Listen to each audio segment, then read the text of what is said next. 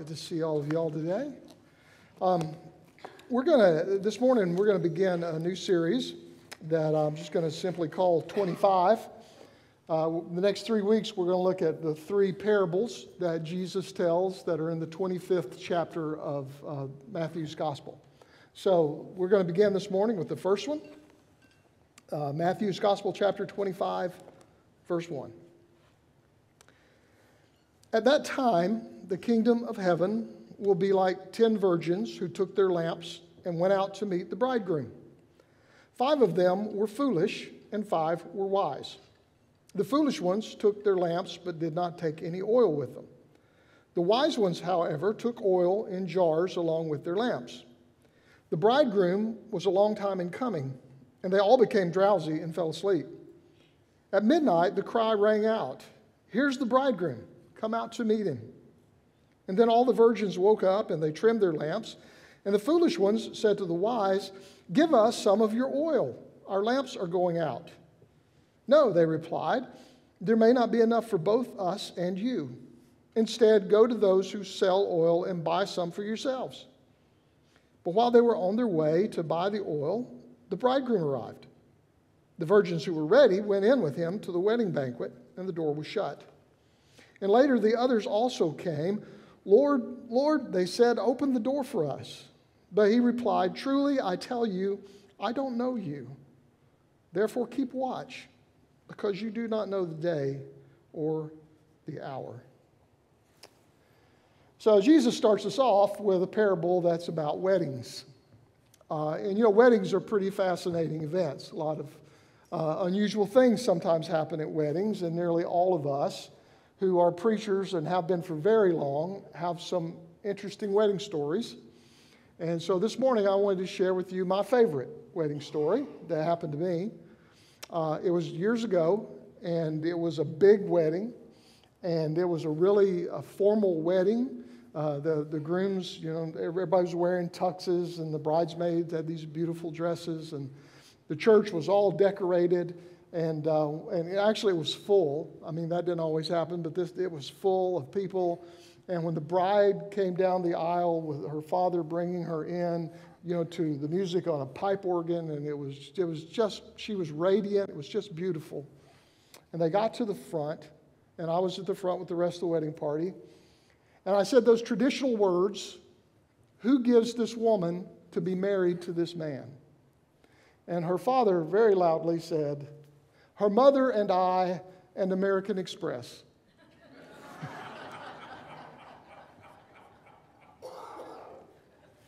Fortunately, the bride started laughing, and so we all knew we could laugh and it was going to be all right.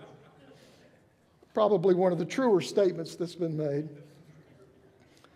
But back then, weddings were a little different in New Testament times, and they lasted for days, and there were several different elements to the wedding ceremony itself. Apparently, there was one part of the celebration where the bride and the bridesmaids waited at her father's house, and then a procession would come along with the groom, and they would go out and join them, and then they would all go back to the groom's house where they would be living. And so they would sing and dance and celebrate along the way, and this often happened at night.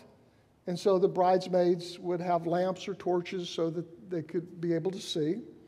So in this story that Jesus tells us, the bridesmaids are waiting, and they have their lamps. They're waiting for the groom to arrive with the professional, and you know how grooms are. Sometimes they're late. I also have a late groom story, but I'll save that for another day. I read some commentaries that said there was even last-minute haggling over the dowry, that it was a sign of honor that the father haggled with the groom. It showed how valuable the daughter was to the whole family and how much they hated to give her up. So sometimes there was some haggling going on that delayed things. And once again, I was in a wedding that was delayed because the in-laws were arguing. But that was a different situation totally than this one. So the groom apparently had been haggling for a while because it was about midnight before the groom and the procession made it to where the bridesmaids were. And 5 of them had brought extra oil to keep their lamps burning in case they needed it. 5 of them did not. And so the 5 that did not, when they realized they were running out of oil, they asked the other 5 to share, which they said no, and they wouldn't. And so then 5 of the bridesmaids went out looking for oil, and by the time they got whatever they needed or came back, the procession had already gone, and they missed the party, and they missed everything. So what is this parable about? You know, I always grew up understanding that it was about being prepared, that this parable is about being prepared. But is that really, is it just the Christian version of the Boy Scout motto? You know, that we should always be prepared? What in the world does Jesus mean by this parable? Because there's several things in the parable that I find really confusing. For example, what about the 5 bridesmaids who had oil but wouldn't share it with the ones who didn't?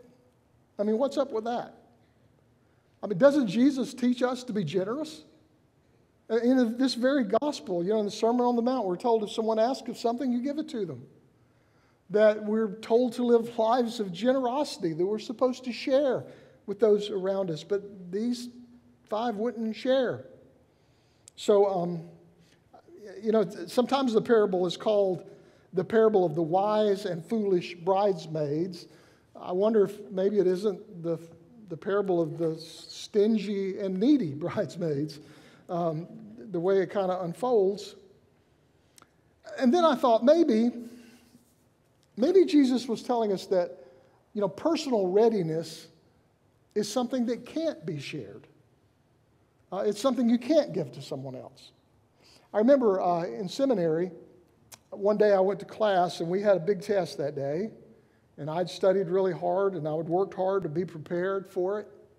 And a good friend of mine came in, and he was just whistling and smiling and sat down next to me. And I said, "Man, you are in a good mood. You must really be ready for this test." And the smile turned to panic.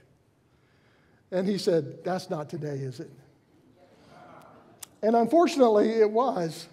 And it was too late because the professor had already seen him, so he couldn't sneak out. I wanted so bad, so badly I wanted to share my preparation with him. But I couldn't.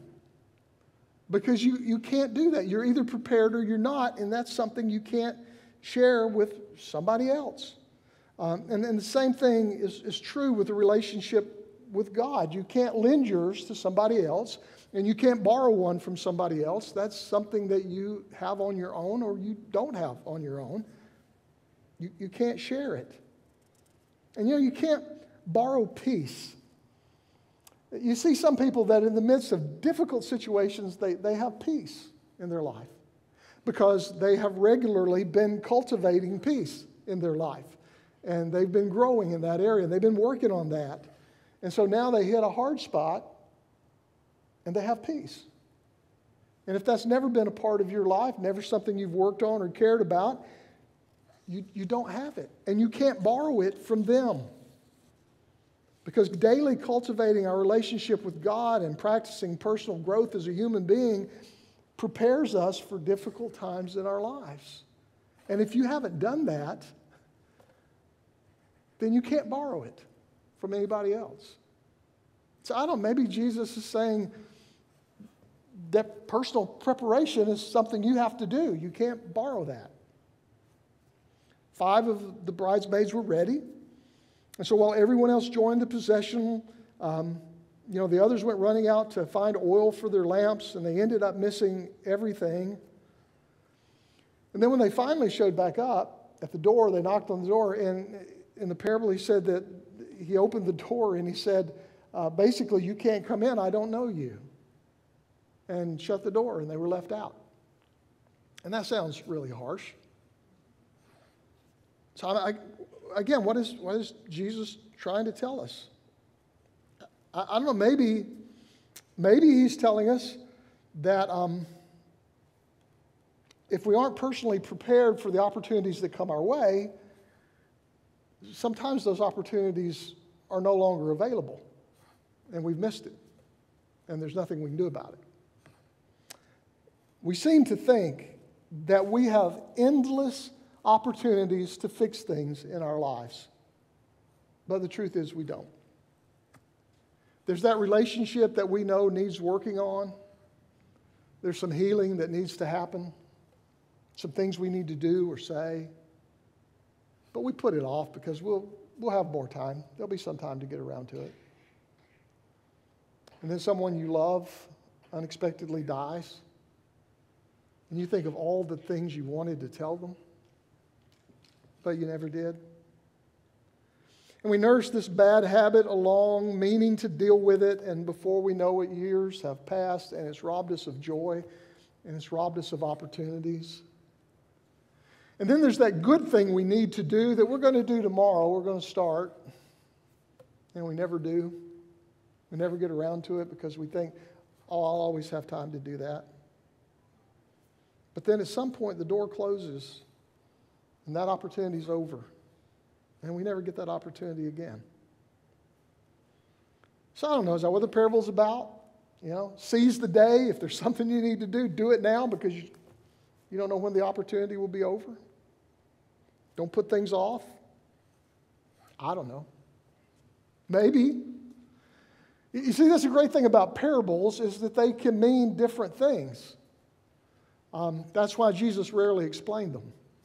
He just kind of threw them out there for us to take and wrestle with and try to figure out what in the world do they mean to us. And sometimes it's interesting. I've noticed that a parable means something to me, and then years later I can go back and read it again and it means something else. So I think maybe Jesus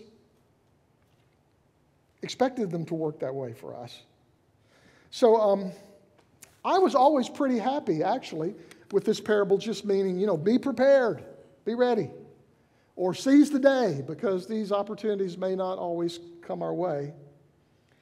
And then I heard this preacher named Nadia Bolz-Weber who saw this parable in the most interesting way I've ever heard anyone interpret it. And I don't know if she's right or not, but I thought I would share it with you.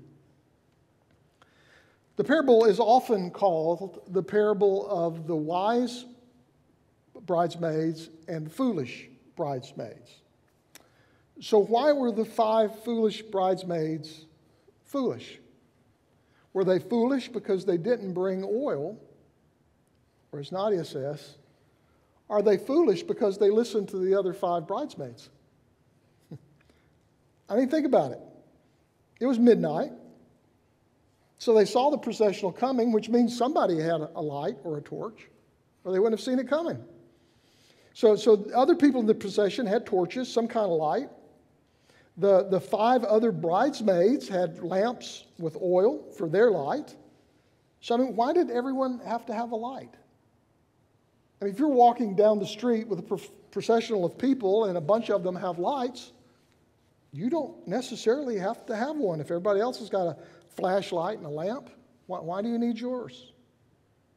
I thought it could have been the parable of the 5 wise bridesmaids who charged their phone and the 5 foolish bridesmaids who did not charge their phone and couldn't use the flashlight feature at the end. But you think you could walk with a friend. And since when has the gospel only been for those who were prepared? I mean, certainly it is for those folks. But isn't the gospel also for those who are unprepared? Isn't it for those whose lives are in a mess? Isn't it for those who never remember to charge the batteries? Maybe, when they went to those other 5 bridesmaids, they told them, you can't come. You aren't prepared. So go and find some oil. Then you can come and join us. Once you have the oil, then the groom will accept you. Maybe they were foolish for listening to them. Foolish for not believing that the groom would accept them anyway and that there would be light enough for them. Maybe if they had just gone to the groom and said, we're out of oil, he may have just said, get in line. It's okay. Come to the party.